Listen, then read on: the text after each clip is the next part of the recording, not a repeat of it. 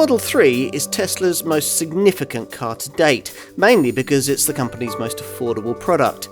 It's all electric, of course, with the potential for industry-leading EV driving range, and it's the company's first four-door design. Your next executive saloon? Middle management early adopters of new technology should form an orderly queue.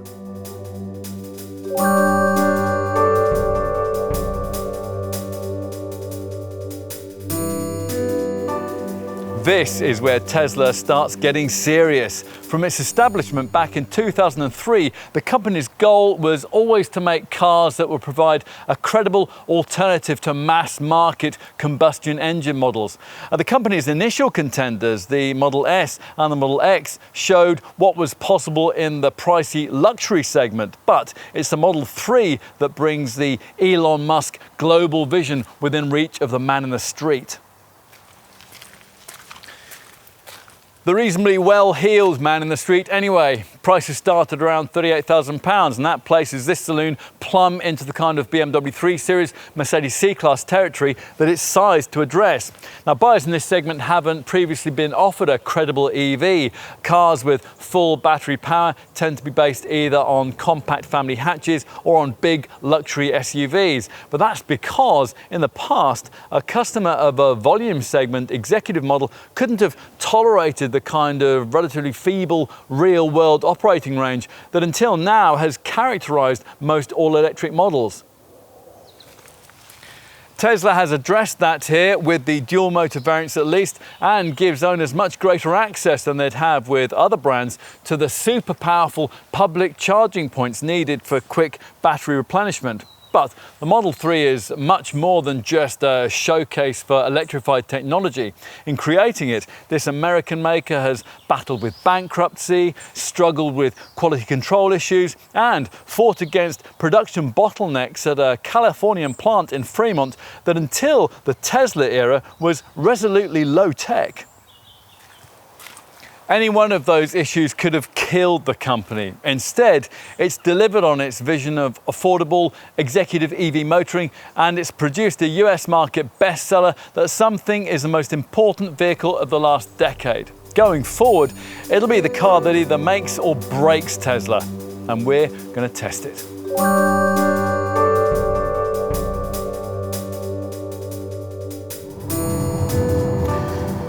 It's a new experience, this, being at the wheel of a full EV that can really handle other zero-emission battery models, including larger Teslas, go very fast when you stamp down your right foot, and they manage not to lurch about too much through the bends because of their low-down, centrally mounted battery placements. But as for cornering finesse, well, forget about it. There's a reason why all volume EVs designed to date have either been compact hatches or SUVs. Those are market segments full of buyers with little enthusiasm for throwing their cars around.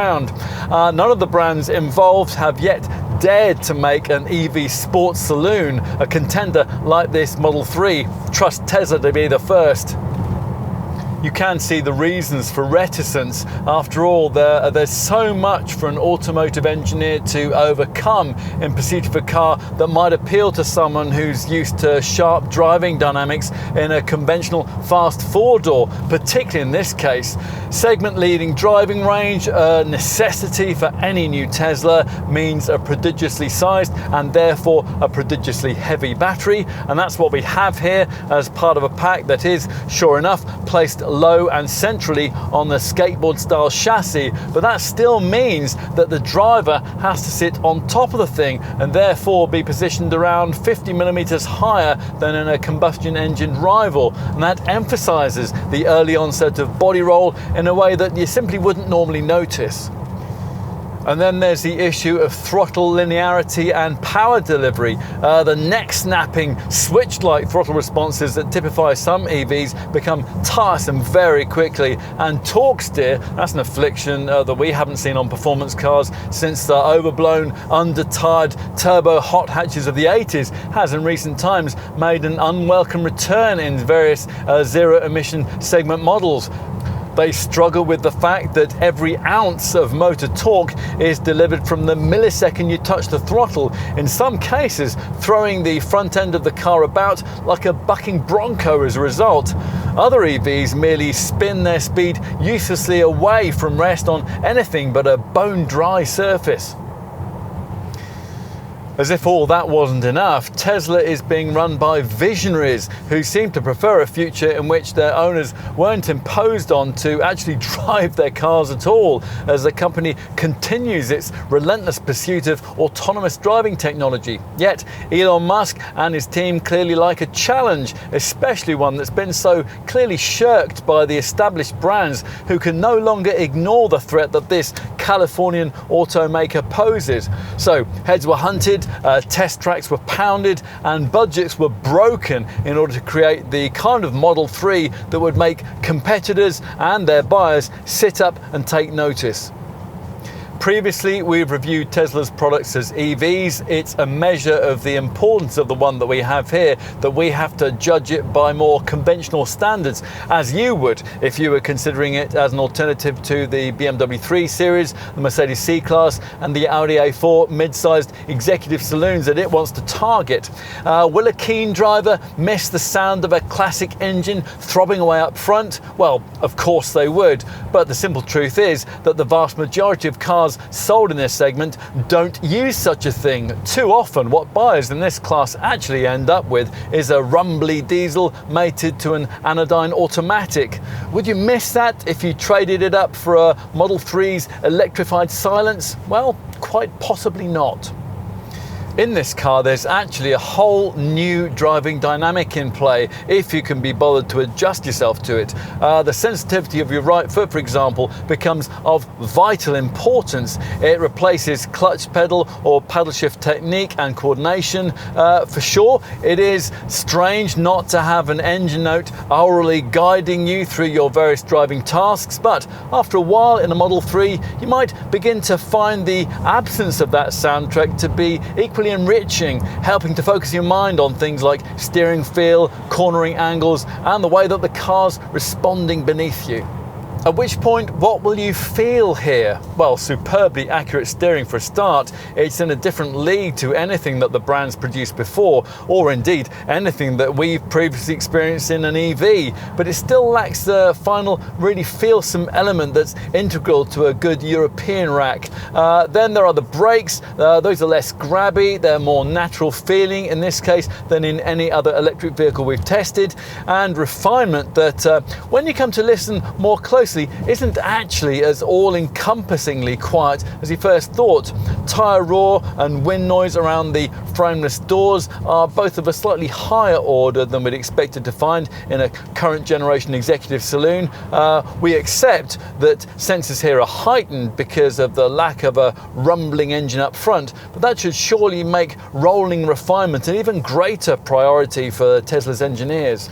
What about that weight issue though? The sort of thing that usually sees electric vehicles lurching over speed humps, crashing through potholes and shifting bulk uncertainly about through tighter corners at speed. Well, here there's little of that. In fact, if you somehow didn't know that this was an electric vehicle, you'd be unlikely to guess the fact from the way that it rides the bumps or takes the turns.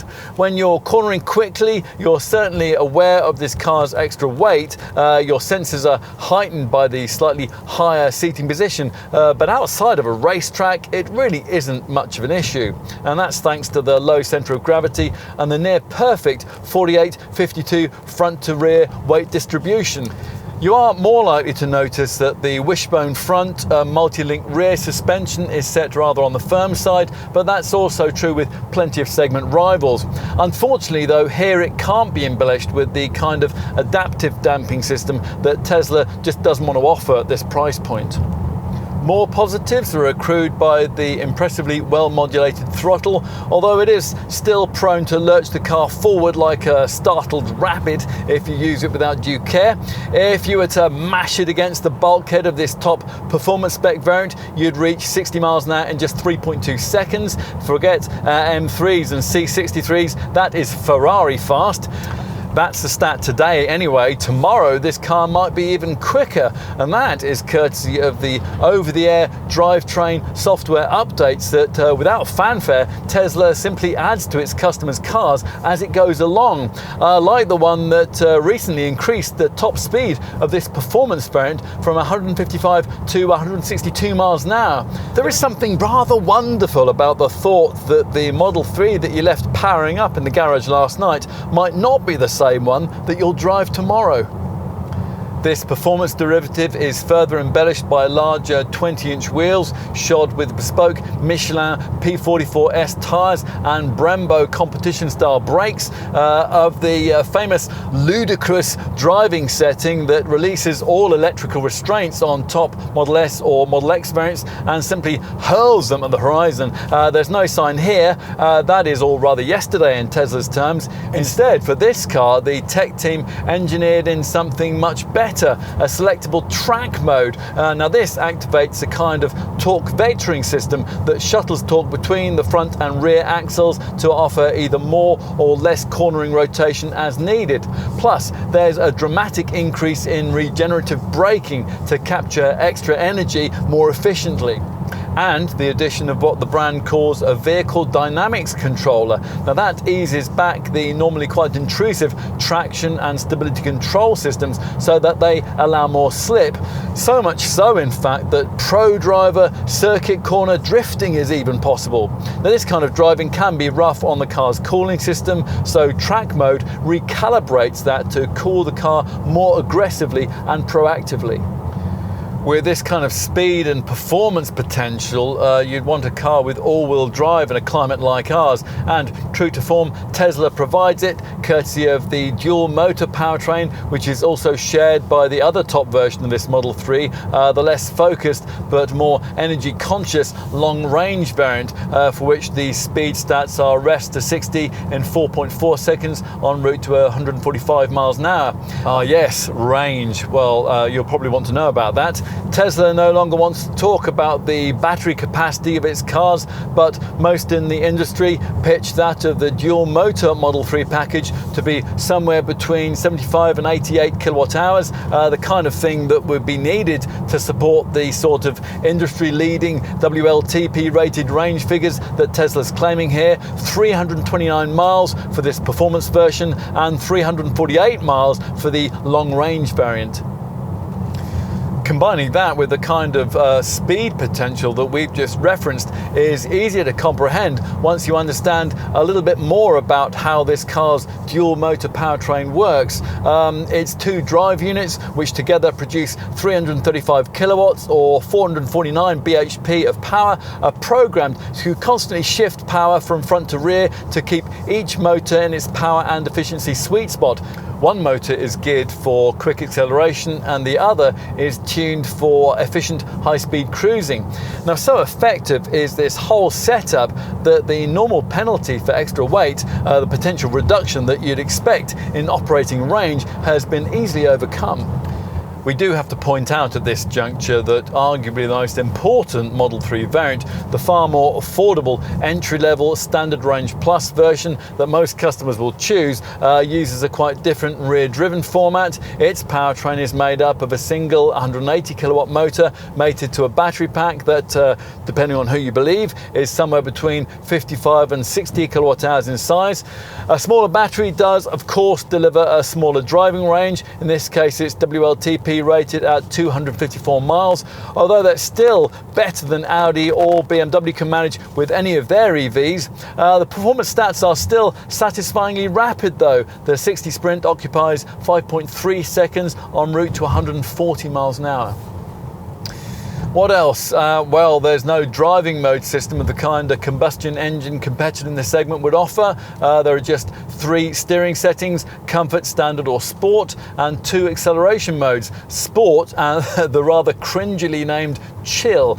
You can activate a slip start setting that eases the car away if you happen to be stuck on snow, mud or sand. And as usual with a Tesla, you can select a creep function if you want the kind of creep forward feel that you get from a conventional mechanical gearbox when you push this car's single speed electronic gear selector stalk into drive. We mentioned regenerative braking earlier. You can't control that with steering wheel paddles in the way that you can with rival EVs. There are simply two screen selectable options: low, which minimizes retardation when you lift off the throttle, and standard, which increases it. Select the latter setting and you'll find that you only really need to use the brake pedal for hard stops or when you're bringing the car to a complete halt. Model 3 also dispenses with other driving control features that you might be familiar with: a handbrake, an ignition key and a starter button, for example. Since this is a Tesla, we should not only talk about how you can drive it, but also how it can potentially drive itself, courtesy of the 8 cameras, 12 ultrasonic sensors and the forward-facing radar that activate its autopilot system with integrated auto steer function. Autopilot will position the car centrally within its lane, keep to a chosen speed, regulate the distance to the vehicle in front, and even perform lane changes automatically. Now, for that latter function, you just flick the indicator stalk in the direction that you want to go, and once the camera system has given you the all clear, you're automatically steered over into the next lane. All you have to do for autopilot functionality to be operative is to keep your hands on the wheel at all times. Now, if you're using that system, do make sure that that's all you do. Even fractional, unintended steering inputs will disable the system. And that's a setup that can occasionally overreact to cars around you that the cameras have only just detected. Room for improvement then, but then that's just what Tesla has in mind. Pay the extra to future-proof your Model 3 with the brand's full self-driving capability software package, and your car will receive ongoing over-the-air updates that will add in fresh new elements of autonomous driving kit as legislation allows it. As the brand knows to its irritation, these laws can vary quite a lot country to country. For example, the summon system, which this extra pack will give you, which allows you to stand outside the car and park it remotely using your smartphone, well, that's much more sophisticated in the US. There, if you return from shopping unsure as to your car's location after you've left the Model 3 in a busy car park, then a click on the summon option will see the car drive out and find you, provided you're only parked a few parking rows away. But much more than that is in store for those of the Teslarati who don't mind surrendering their full driving duties to the car. Ultimately, the plan is that all you'll ever have to do is to get in and get out of your Tesla, whichever Tesla you've bought. It'll even know where you want to go if you've programmed your movements into its online calendar. So you get the idea here. Other brands are thinking of this kind of technology. Tesla is actually going out and delivering it, or at least where it's allowed to anyway. The way that this Californian company tells it, buying into a Model 3 is a starting point for a whole new kind of automotive life. Maybe it is. Maybe you're not quite ready for it. It's coming though, and this car reassures us that there's at least something in that future to look forward to.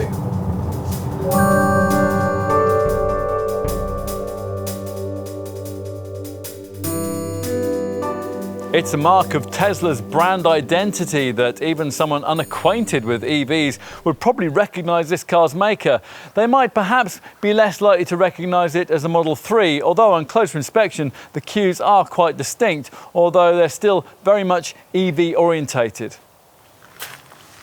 Starting here at the front, where this more affordable Tesla design sees no need for the decorative front grille that aimed to ease the Tesla transition for Model S and Model X customers graduating over from something more conventional. A little overtaking presence has been lost as a result. Those cars were hatchbacks. This, in contrast, is Tesla's first saloon, and it's likely to be its only one, at least for the conceivable future. Now, that's intended to help position it against the strong sellers in the mid-sized executive market that Tesla wants to target, cars like the BMW 3 Series, which is slightly longer and narrower than this Model 3, although not by much. From the side, you notice the short bonnet. That's facilitated by the skateboard-style chassis, which locates the drivetrain and batteries as low as possible in the car, enhancing interior space and lowering the centre of gravity. Teslarati will notice a lower waistline than that of the larger Model S, but an almost equally large glass area with even more glass overhead, courtesy of a standard two-piece panoramic roof, and that embellishes a high arching roofline that means you're very unlikely to lose this car in a crowded parking lot. A mid-level crease flows below the flush-fitting silver door handles, with a shorter, higher one emphasising the rear haunches. Plus, a lower crease separates arches that house 18-inch wheels on the standard and the long-range versions, with larger 20-inch rims fitted to this performance model.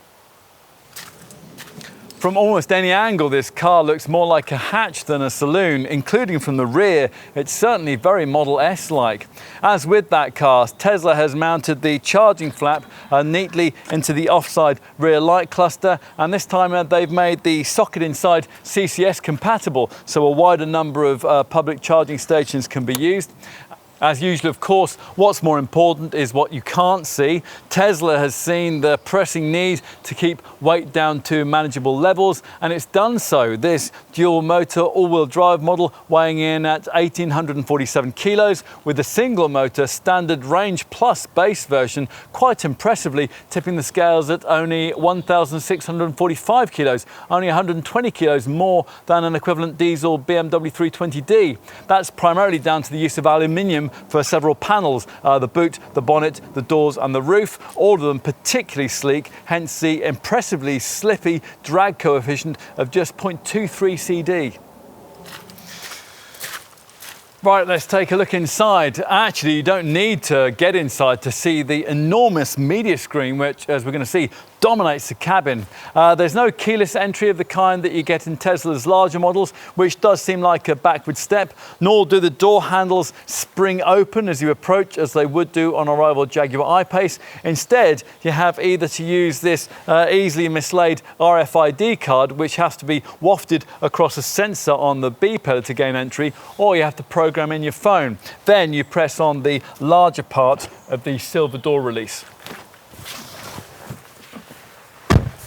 Once inside, you find yourself seated in a cabin that's more minimalist than a Scandinavian loft. Well, in terms of button clutter anyway. There's absolutely nothing minimalist about this enormous 15-inch central touchscreen onto which virtually all the driving, comfort and infotainment features that you'll need have been located. Beyond this, operating control provision has been kept to the absolute minimum. Don't even bother looking for a gear stick, a starter button, a handbrake switch or physical ventilation controls. Even the vents themselves are pretty hidden. You don't get any kind of instrument cluster either.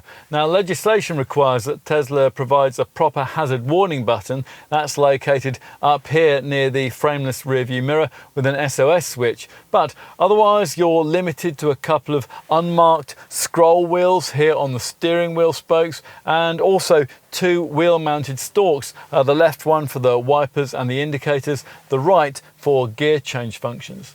Minimality is all well and good, but a potential premium segment European buyer of this car is ideally going to want all that to be accompanied by the kind of cabin quality and richness of interior design that the posh German brands, along with Jaguar, Volvo and Lexus, now provide in this segment. Tesla has made great strides forward in this regard in recent years, but we still can't pretend that to be what you get here. To be frank, the stripped out feel doesn't really help in that regard, and neither does the shiny finish of the vegan leather upholstery in practically bleached white in this particular instance. As for Tesla's curious insistence on displaying the usual driving instruments on the nearer third of the central touchscreen, well, in our view, that would be fine if this layout was supplemented by a head-up display, but you can't have that, so you have constantly to be flicking your eyes away from the road and looking at the monitor. Adapting to this isn't difficult, and the way that the driving graphics show surrounding traffic really is very clever, but the whole setup isn't optimum in the way that such a clean sheet design really could have been. Still, compensatory technology is absolutely dripping from every menu, and pinch and swipe action is accessible through this enormously capable central screen. It's the first in a Tesla to be landscape rather than portrait orientated. Your main access point for features is along the bottom of the screen, with rather small icons for things like ventilation, seat navigation and music functions, while the right hand corner car option clicks you through to the main driving menu screen. That not only connects you through to your various acceleration, steering mode and regenerative braking options, but it's also the screen that you're going to need to operate basic things like the mirrors, the steering column adjustment, and even to open up the glove box. Now there's lots here that we really like. The clever camera setup, the music system that's designed to function with a Spotify style online music library that can locate any track or artist you care to name, and the way that the optional Wi-Fi package with its easy web access can allow you to easily stream from Netflix and YouTube. Once full self-driving is approved by the regulators, Tesla says it'll activate this screen so that both front seat passengers will be able to settle back and view films from these and other sources on the move when the autopilot autonomous camera-driven capability is selected. Plus, there's still no better navigation system than the one you get in a Tesla. Thanks to a 4G Google Maps connection, it can show you traffic build-up points and Google Earth images. Plus, of course, it's the point from which you'll be planning your journeys, with displays predicting the percentage of battery charge which will remain at your required destination, and also the amount that you'll be left with on returning home. There's more, of course, you knew there would be. An arcade option allows you to play away to your heart's content when the car's stationary. Chess, Asteroids, Lunar Lander and Beach Buggy Racing are just a few of the screen games on offer. In the toy box section it gets sillier. Now with rival brands, merely being able to draw pictures on the screen with your fingertip might be considered enough of a nod to entertainment if you're stuck in a traffic jam. But here, as well as that option, there's much more. Depending on your mood, you can direct the screen to show a crackling fireplace, you can use it to explore the surface of Mars, or to activate a Santa mode with a chirpy tune and jingling sound effects to get you in the festive spirit. There's even a whoopee cushion screen, yes, really, with different styles of fart delivery. Any of those that you really like can be activated to replace the usual indicator clicks if you want to prank the next person who's likely to be driving your Model 3. Hours of fun are absolutely guaranteed. Let's get back to being sensible. The driving position, well, if you like the kind of hunkered down stance that you get in a 3 Series, the Model 3 can't provide that. That's because you're perched on top of a bank of batteries beneath the floor, and the seat is positioned about 50 millimeters higher than the segment norm. Now this isn't quite enough for the car to feel SUV-like, but along with the panoramic windscreen and the low waistline, it certainly helps with all-round visibility, which is very welcome, since otherwise that might be a fraction problematic thanks to these chunky A-pillars and the slightly restricted over-the-shoulder view that you get rearwards. The seat itself, it includes lumbar adjustment, but some of our testers did still feel it managed to be a little short on lower back support. Cabin storage is obviously aided by the lack of the kind of enormous central transmission tunnel that on any ordinary car would stretch up between the seats into the center console. Tesla has used that freed up space to create a huge double-lidded central box, pull up these 2 surface flaps and an interim middle one to access that. A couple of USB ports sit almost invisibly within. The flaps, incidentally, have to be closed gently onto their magnetic catches. Try to slam them shut and they'll spring up again, accompanied by a pedantic center screen message admonishing you for your ham-fistedness. Further back sit 2 cup holders which ought to be covered but which aren't, and behind them is a further deep illuminated storage box with a lift-out tray and a 12-volt port. Also illuminated, rather curiously, are the door pockets. They're not very big, but they will each hold a decent-sized bottle of water, and at least you get them, unlike in the Model S. You'll also find that the glove box is not especially large, once you figure out how to open it, that is. And here's one of our favourite touches, these lovely two-piece magnetic strips that fit over the sun visor mirrors. The vanity light activates as you pull away the bottom part.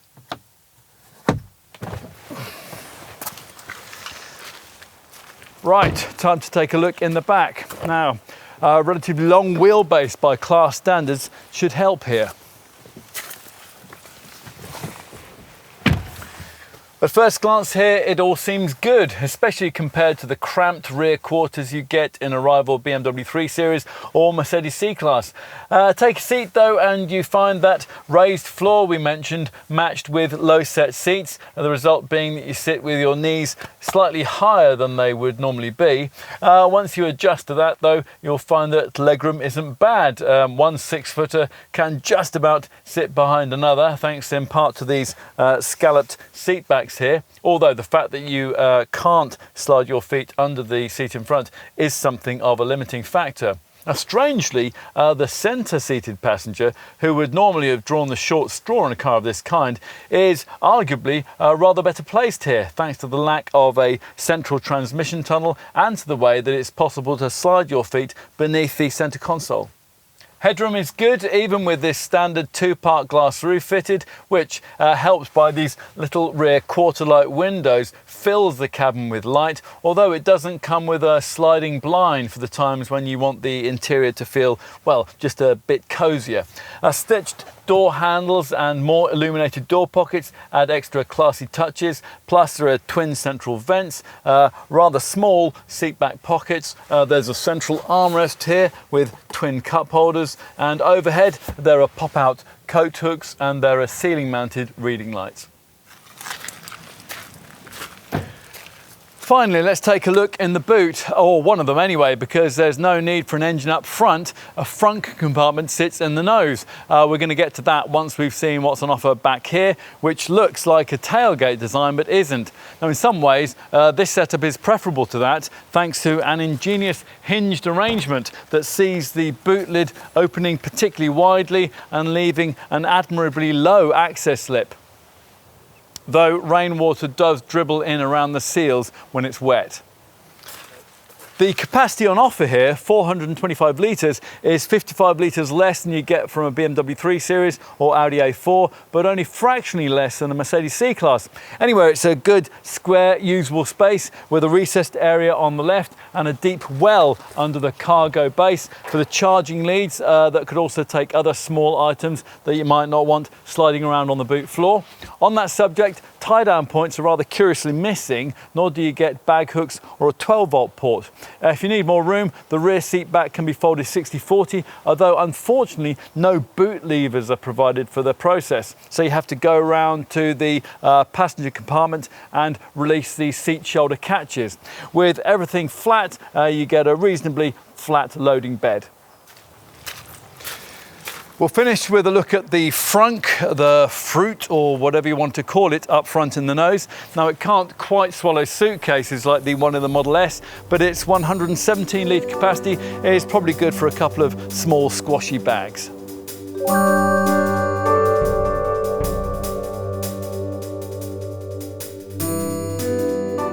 So, who will buy this car? Well, quite a lot of people have in the US.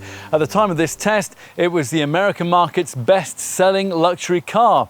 Here, of course, the Model 3 will be far more of a niche player in its chosen market, that for mid-sized executive saloons of the BMW 3 Series, Mercedes C-Class genre.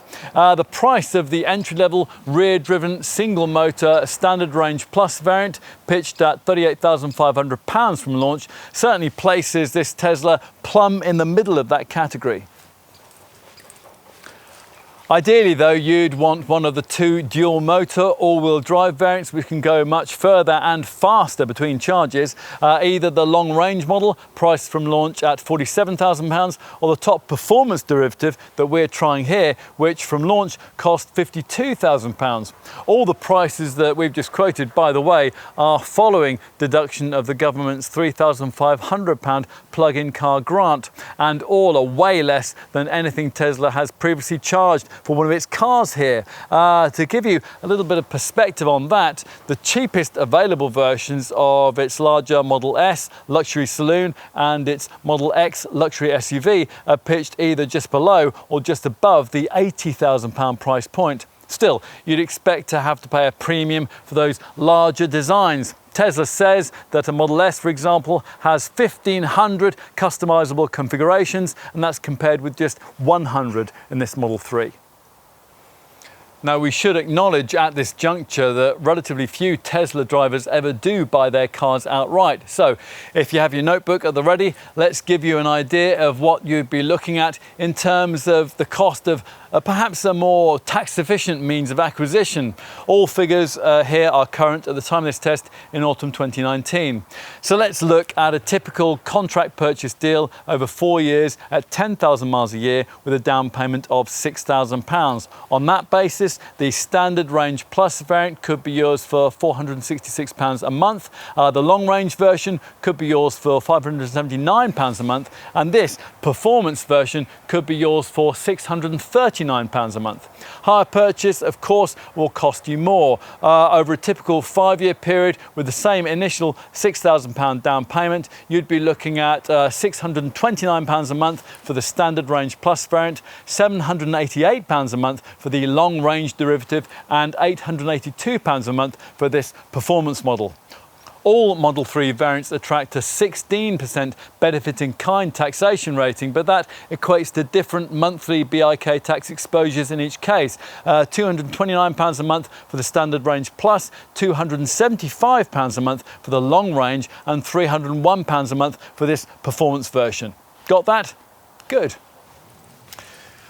Right, time to help you peruse the market and look at direct alternatives from other brands. Now, arguably the most direct rival to this Tesla comes from the new Volvo-owned Polestar brand in the form of the company's Polestar 2 model. But that car costs around £50,000, and therefore it competes only with the top dual motor versions of this Model 3. We might also point out that the Polestar is a hatch rather than a saloon, and it can't go as far on a single charge as the all-wheel drive versions of this Model 3. The BMW i4, due for launch in 2021, is a saloon, and it's very much in the mould of the Model 3, but again, it's only targeted at the dual motor versions of this Tesla, and that is not where the volume is in this segment.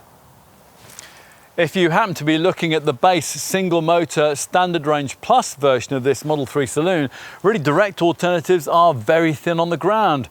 There are EVs based on compact hatches or EVs based on mid-sized luxury SUVs. There is virtually nothing in between, particularly if you want to spend less than £40,000, and absolutely nothing if you want a zero emissions mid-sized premium sedan. If that is the kind of body shape that you'd like and you're seeking alternatives to this Tesla, then you'll have to choose a car that, at least to some extent, still burns some kind of fossil fuel. Now, we're going to get to those options in a minute, but let's begin first with the full EVs prominent in the market at the time of this test, the cars that a battery buyer might have on his or her radar. Our current favourite in the compact hatch zero emission segment is the Kia e-Niro. Now, you might quite understandably be tempted by the fact that a base standard range plus Model 3 variant costs only £5,500 more than one of those. The Tesla is indisputably a far more special car, though in single motor form it can't go quite as far as the Kia on a single charge. A top BMW i3 in S-Spec with a range extender engine fitted might also conceivably appeal. One of those would save you only around £2,000 over a base Model 3, but then you're starting to burn fossil fuels again. EV buyers looking at the dual motor all-wheel drive versions of this Model 3 are more likely to be people who previously were thinking of blowing 65 to 80,000 pounds on the various premium mid-sized zero-emission SUVs launched in recent times, Jaguar's I-Pace, Audi's e-tron, BMW's iX3 and the Mercedes EQC. All of these cars are fractionally more spacious and versatile than a Model 3, but not much. And none of them handle as well, or will go as far as a dual motor version of this Tesla can manage on a single charge.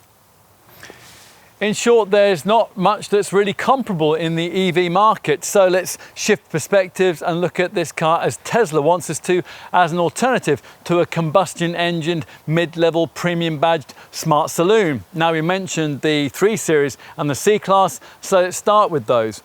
Sporty variants of the volume diesel versions of each of those cars, the 320d M Sport and the C220d AMG line, they cost around about the same as an entry-level Standard Range Plus Model 3 variant.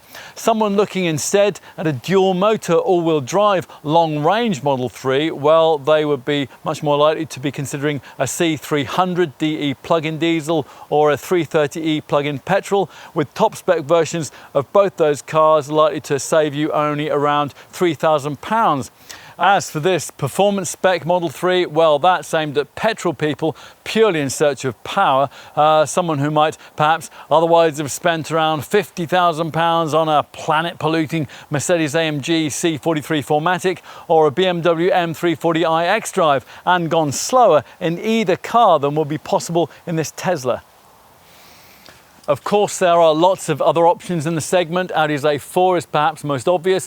One of those in volume 35 TDI S-tronic S-line diesel form would also cost around about the same as a Standard Range Plus Model 3 variant, while a sporty S4 TDI diesel is priced comparably to the 2 dual motor Model 3 variants. What else? Well, we think a Volvo S60 might possibly be a car on a likely Model 3 buyer's radar. The T5 petrol derivative costs around about the same as a Standard Range Plus version of this Tesla, and the T8 twin engine plug-in petrol hybrid variant costs around about the same as the Model 3 long range. Both of those S60 derivatives, though, it goes without saying, will cost you vastly more to run than this Tesla will, as will something like a Lexus IS Hybrid or a Volkswagen Passat GTE plug-in, both of which in their plushest forms would cost around about the same as a Model 3 Standard Range Plus. And we could go on to talk about more conventional, mid-sized premium saloons with ordinary petrol or diesel engines in the 35 to 40,000 pound segment, cars like Jaguar's XE and Alfa Romeo's Giulia. But if you were looking at those kinds of cars, you probably wouldn't be considering this Tesla. Okay, so that's a brief view on the market. If having considered that, you conclude understandably that there's nothing quite like a Model 3 and you want to consider actually buying or leasing one, then you're going to need to know exactly how generous Tesla has been with the standard specification. So let's take a look at that now. And let's start with what's included on the base Standard Range Plus Model 3 variant. Now, the key feature here, of course, is the 15-inch center touchscreen, which seamlessly integrates media, navigation, communications, cabin control and vehicle data into one intuitive interface. And throughout your ownership period, over-the-air updates into it will add functionality, will also enhance performance and will improve the driving experience of your car. As you expect, the screen is your access point to things like navigation, a DAB tuner and Bluetooth, plus lots more. Now, there's no Apple CarPlay or Android Auto option here, but Tesla has its own smartphone mirroring system which works almost as well. What else? Well, you get a tinted panoramic glass roof in 2 parts with ultraviolet and infrared protection, 18-inch aero alloy wheels and power folding mirrors. Inside there's black premium vegan leather upholstery, 12-way power adjustable front seats, an auto dimming rear view mirror and 4 USB ports. Scroll down the center screen menu options and you'll find a host of little touches, the arcade and toy box games which will entertain you if you're stuck in a traffic jam or you're waiting for a pickup. And the clever sentry mode that you can activate as a guard to record any damage to your car, same when you've left it parked. Should that happen, the Model 3's camera system will record the incident, so you have evidence to help apprehend the perpetrator. Other cameras can be used to record dash cam footage for the same kind of purpose.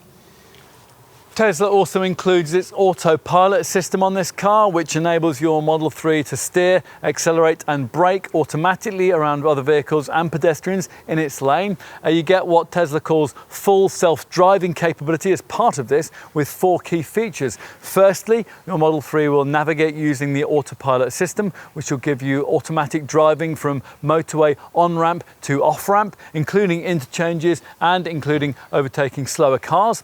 Secondly, there's an auto lane change feature which gives you automatic motorway lane changes. All you have to do is flick the indicator stalk in the direction that you want to go, and once the camera system has given you the all clear, then you are automatically steered over into the next lane.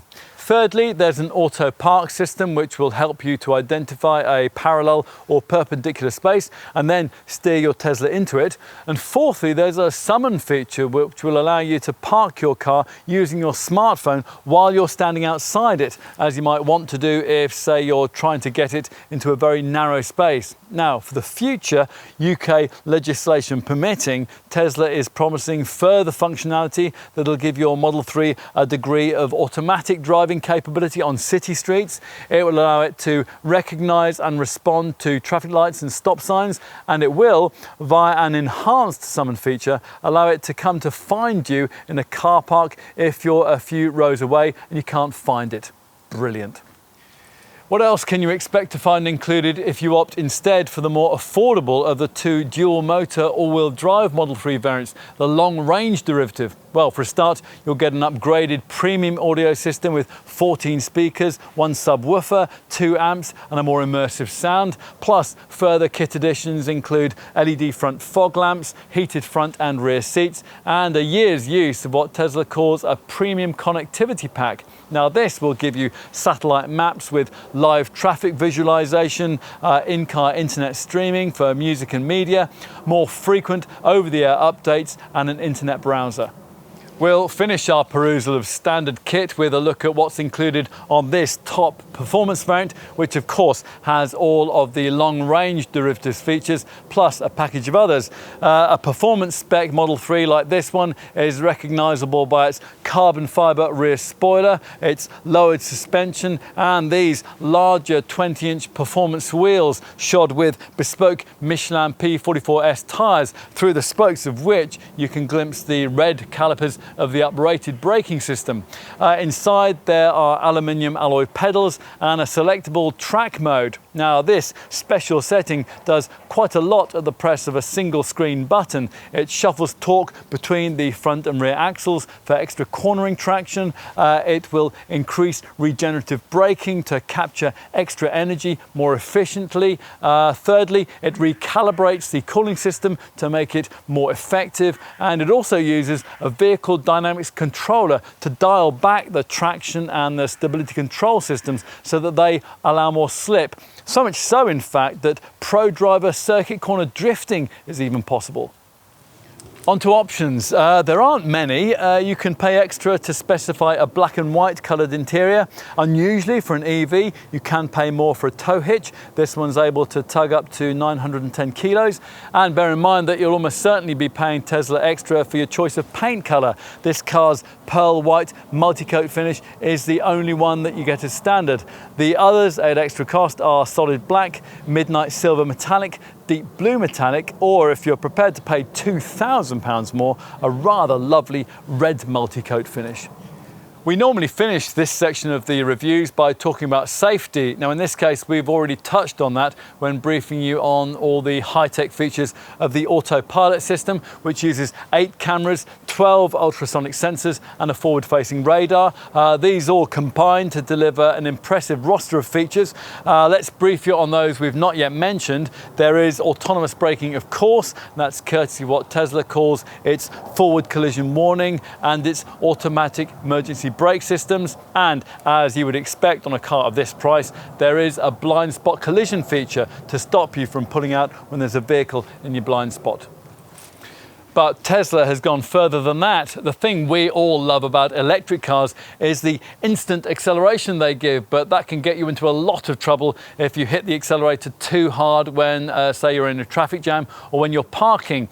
An obstacle-aware acceleration feature aims to take care of that for you. Now, if your Tesla senses that there's something like a car or a building in front of you, it will limit your acceleration if you accidentally tap on the accelerator too hard or you confuse the brake pedal with the accelerator, so enabling you to avoid an expensive collision. And there's more. Emergency lane departure avoidance will automatically steer the car back into your lane if the software thinks you're going to crash or veer off the road. Then there's lane departure avoidance, and that's a system that was first introduced in the US to combat situations where Tesla drivers were engaging the car's traffic-aware cruise control and then moving lanes on the highway without turn signals and without their hands on the steering wheel. Lane departure avoidance will admonish you for that sort of thing, and if you keep on doing it, then the system will eventually turn on your hazard lights and it will automatically slow the car down to 15 miles below either the speed limit or your current set speed. This feature can be turned on or off at will, and it works between speeds of 25 and 90 miles an hour. Beyond all the camera stuff, it's worth pointing out that the Model 3 is also an intrinsically safe car and a recipient of a 5-star rating from Euro NCAP. To get that, of course, it had to have all the usual passive safety features, pedestrian-friendly panel work, plus the usual stability and autonomous braking features, and of course, a full complement of airbags. On a dual motor model like this one, the second motor sits within the front subframe, attached via 2 mounts. It's designed to pivot backwards into a vacant space during a collision, better protecting the passenger compartment. It's clever, and so much about this car is.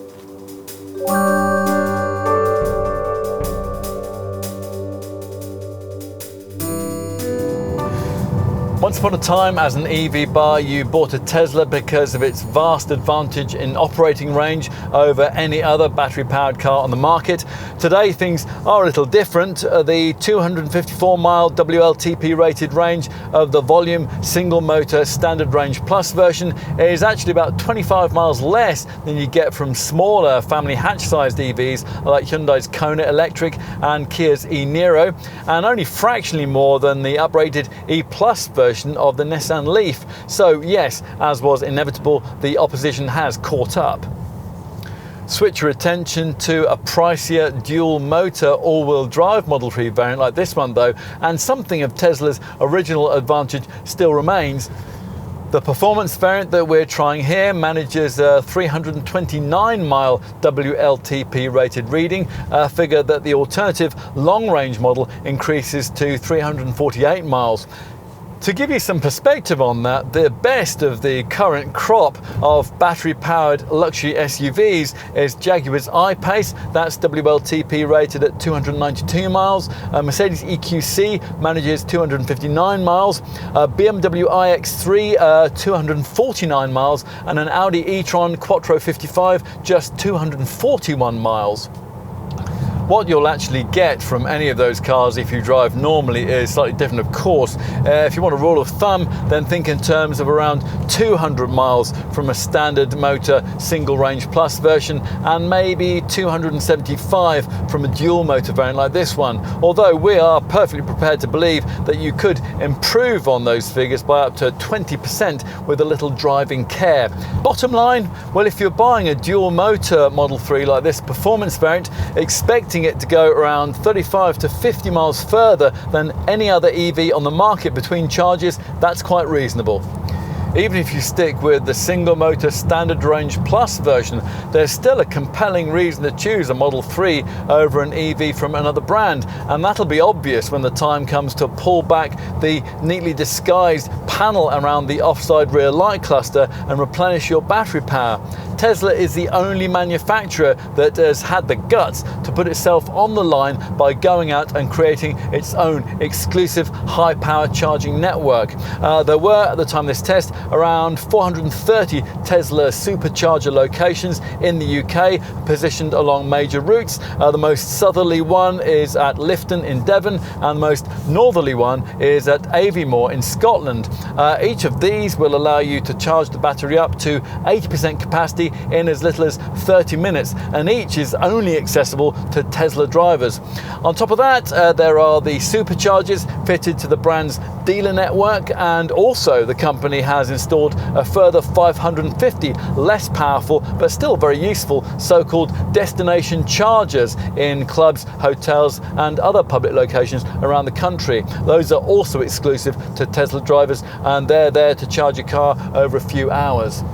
In other words, if you drive a Model 3 or indeed any other Tesla, you're far more likely to be able to undertake a longer trip with mid-journey charging at a convenient point than you would be if you bought a different EV from another mainstream or premium brand. Now that really is a crucial advantage, particularly with the current patchy state of the European public EV charging infrastructure. Especially as this Tesla can also be recharged at nearly all the other places that other makers' electric vehicles can plug in, or absolutely all of them if you purchase the optional CHAdeMO adapter that your Tesla Center will sell you. Earlier Tesla models which lacked the necessary CCS adapter couldn't do this. In terms of other charging locations, your best bet is to find one of the 150 kilowatt Ionity charging points, around 40 of which will be up and running in the UK by the end of 2020.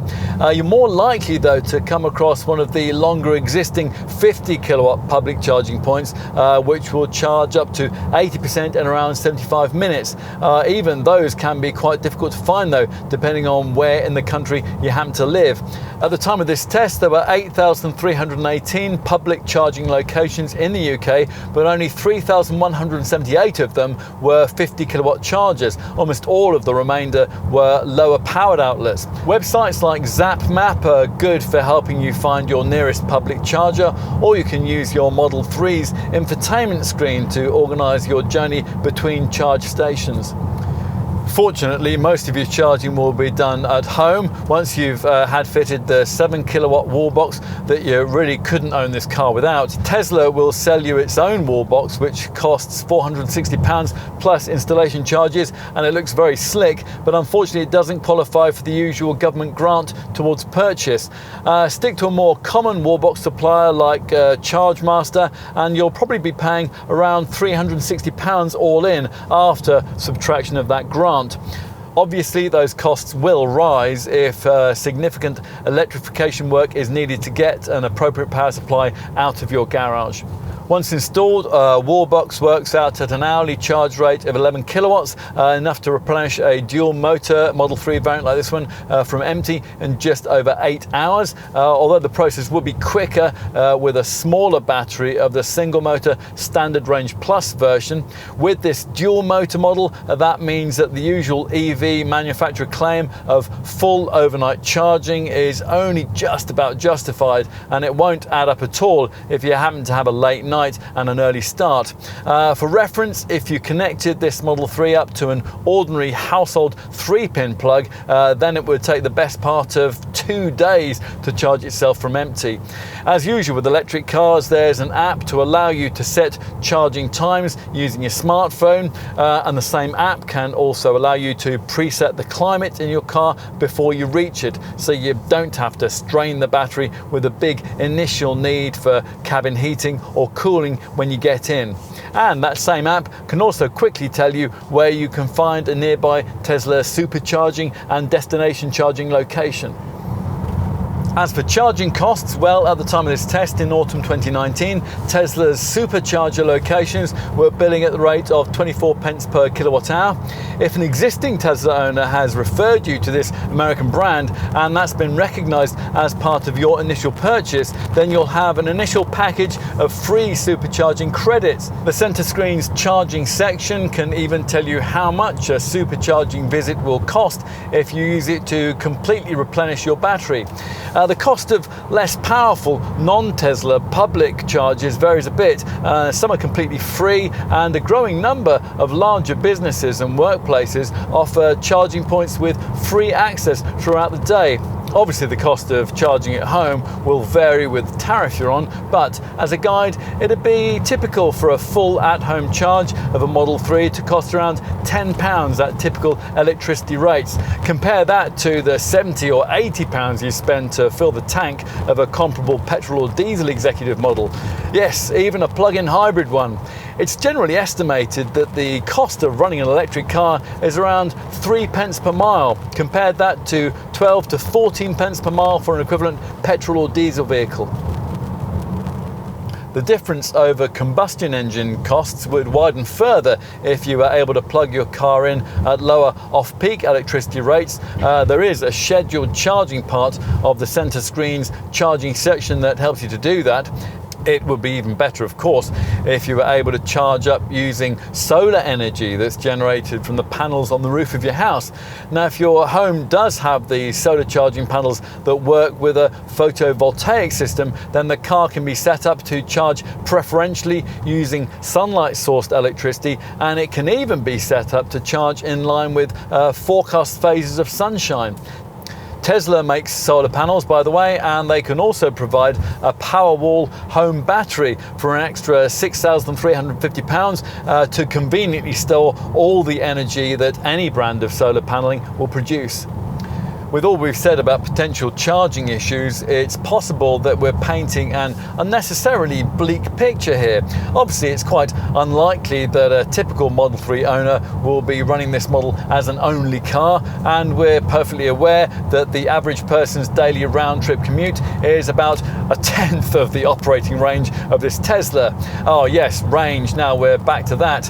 Other EVs provide almost endless driver tools for maximising that, things like efficiency modes, eco settings, and primarily a proliferation of brake regeneration options that are aimed at allowing you to either reduce or increase the amount of energy harvested as you slow the car.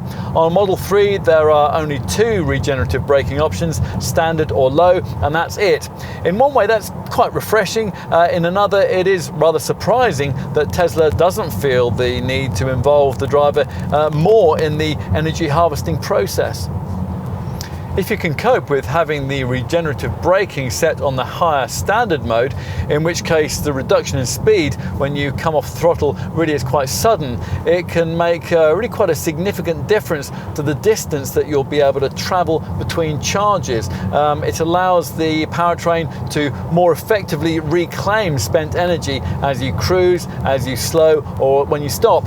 In fact, on a hilly road with regeneration set to standard, it's possible to gain most of the energy back that you used going uphill through regenerative braking on the way down.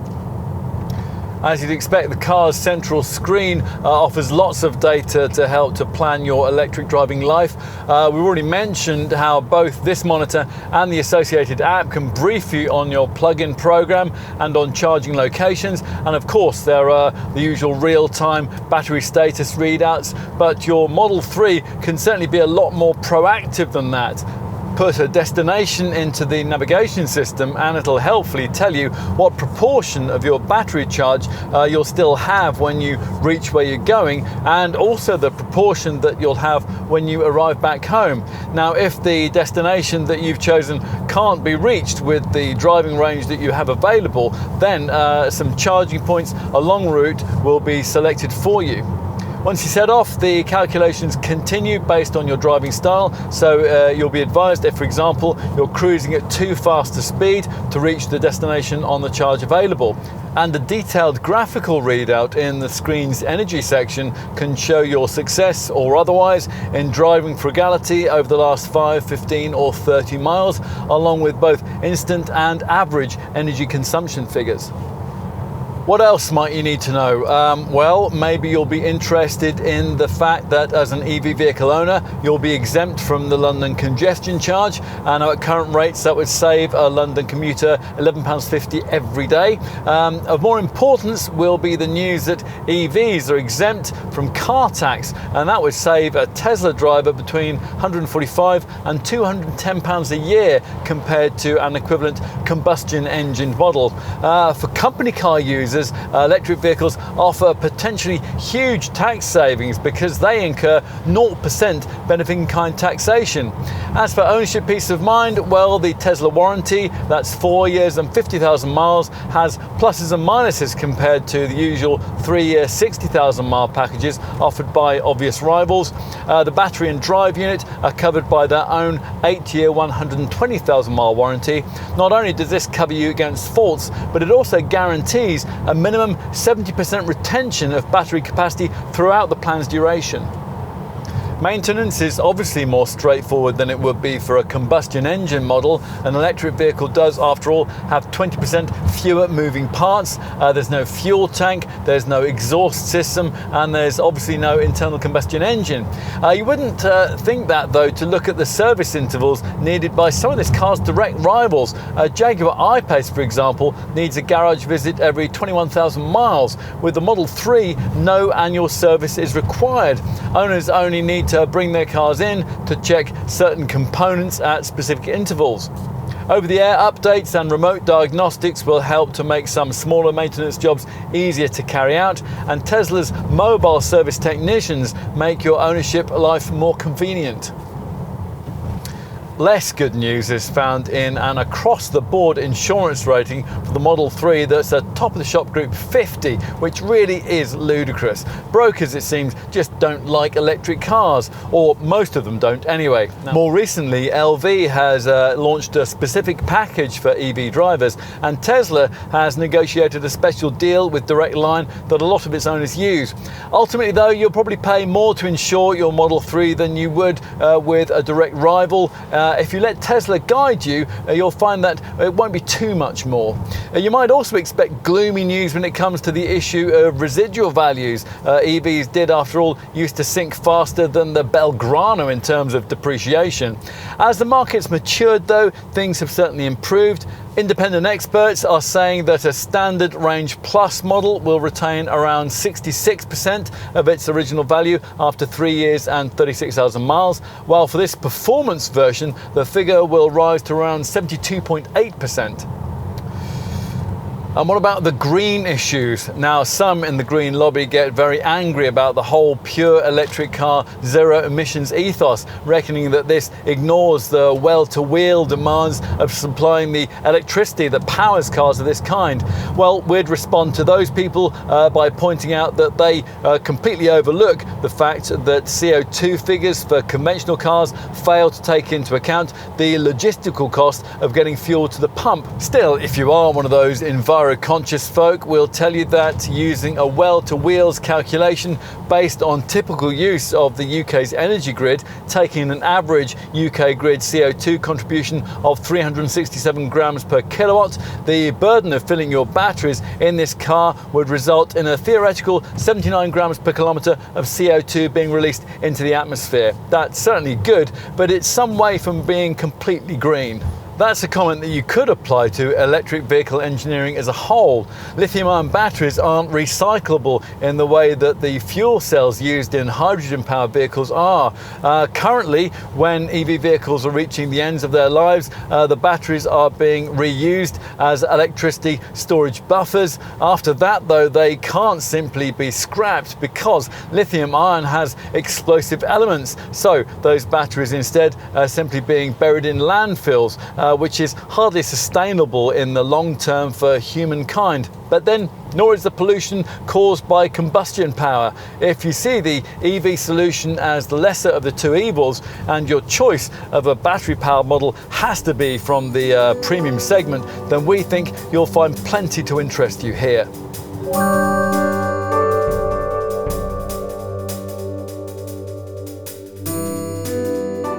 A lot of people have a lot to say about Tesla and its co-creator Elon Musk.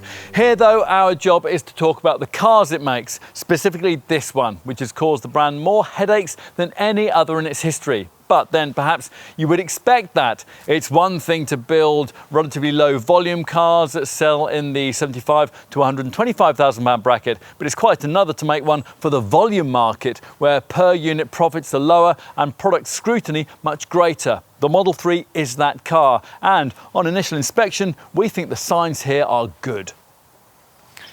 Just as the Model S did in 2012, the Model 3 blazes a trail and sets new standards. It's the market's first fully electrified saloon, the first to offer a credible 300-mile WLTP rated range, and the first contender to bridge the previously yawning gap between mainstream and premium EVs. Almost as importantly, in our view, it's the first really credibly handling car that Tesla's made. The first that, in the right circumstances, you could really enjoy driving. A touch ironic that, given the amount of effort the brand's putting into fully autonomous tech.